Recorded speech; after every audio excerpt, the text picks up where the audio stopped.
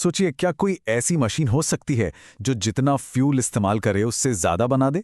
सुनने में तो ये किसी साइंस फिक्शन मूवी की कहानी लगती है ना?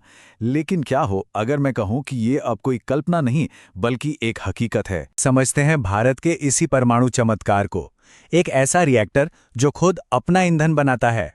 तो ये कहानी शुरू होती है दक्षिण भारत के एक तटीय शहर से, जहां भारत ने, आप कह सकते हैं, बड़ी खामोशी से एक नया इतिहास रच दिया।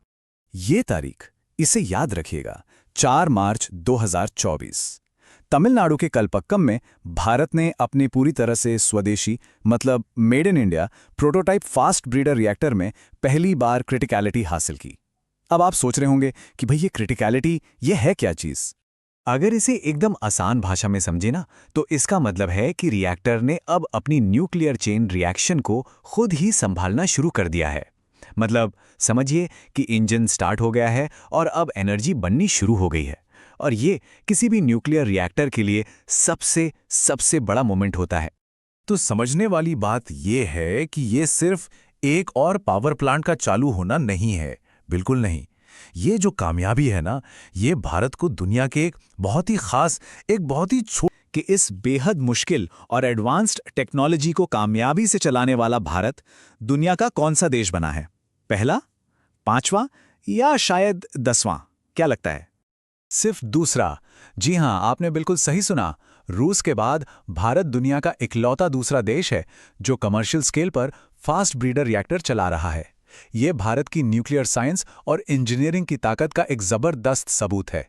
ठीक है, तो अब वापस आते हैं उस सबसे दिलचस्प सवाल पर। आखिर ये रिएक्टर, ये जादू करता कैसे है? मतलब इस्तेमाल हुए फ्यूल से ज्यादा फ्यूल बनाता कैसे है? यहां पर एक छोटा सा फर्क समझना बहुत जरूरी है। देखिए, एक जो नॉर्मल न्यूक्लियर रिएक्टर होता है वो सिर्फ फ्यूल को जलाता है, खत्म करता है। लेकिन फास्ट ब्रीडर रिएक्टर, जैसा इसका नाम ही है, ब्रीडर, ये बिजली बनाने के साथ साथ नया फ्यूल ब्रीड भी करता है, यानी पैदा करता है। अब समझिए ये काम कैसे करता है। ये रिएक्टर यूरेनियम के एक आम स्वरूप, यानी यूरेनियम 238 को, जो खुद में एक अच्छा न्यूक्लियर फ्यूल नहीं होता, उसको बदल देता है प्लूटोनियम 239 में। और ये प्लूटोनियम 239 एक बहुत ही powerful, high quality nuclear fuel है। तो मतलब क्या हुआ? बिजली भी बन गई और भविष्य के लिए पहले से भी ज्यादा ईंधन भी तैयार हो गया। है ना एक कमाल की साइकिल? लेकिन ये जो रिएक्टर है ना, ये कोई अकेली कामयाबी नहीं है, नहीं, बल्कि ये तो एक बहुत बड़े, एक बहुत दूरदर्शी सपने का हिस्सा है। एक ऐसा सपना जो भारत के परमाणु कार्यक्रम के जनक डॉक्टर होमी जहांगीर भाभा ने कई दशक पहले देखा था। देखिए, डॉक्टर भाभा ने भारत के लिए एक 3 स्टेज का न्यूक्लियर प्रोग्राम बनाया था। पहला स्टेज था हमारे पास जो थोड़ा बहुत यूरेनियम है उसका इस्तेमाल करके बिजली और प्लूटोनियम बनाना।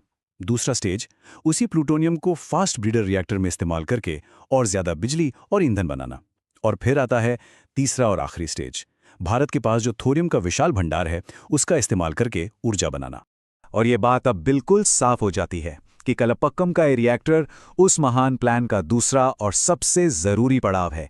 ये वो पुल है जो हमें भारत के न्यूक्लियर एनर्जी प्रोग्राम के आखिरी मकसद तक लेकर जाएगा।